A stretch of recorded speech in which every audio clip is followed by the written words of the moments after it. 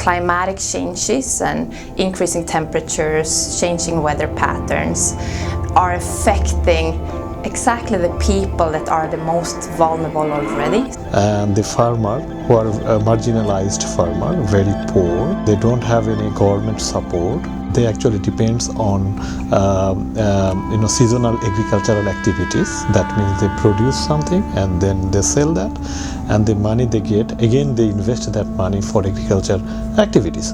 So if there is any natural disaster because of the climate change, like heavy rainfall or heat waves, that can actually destroy the whole production systems. That means that farmer, they are losing their asset. So it is very difficult for them to do agriculture again. Climatic changes, so changing weather patterns, changing environments, it's generating, exacerbating factors that already were the factors and reasons that people were leaving.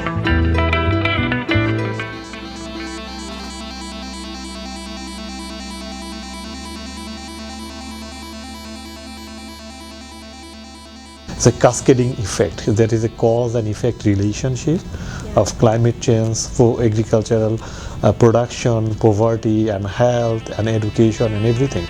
So what we're seeing is that more and more people are indeed moving from rural areas when they cannot sustain a living into urban areas. What happens though is that people that have been making a living related to, for instance, agriculture, that are moving into urban areas now are often faced with a widespread level of insecurities, and partly because they don't have the skills in terms of labor to work with something else, they don't have the same networks and family connections, and they're just not used to the types of livings that they're faced with in urban areas. They realize that in order to find protection and assistance, they think that it's better to move elsewhere.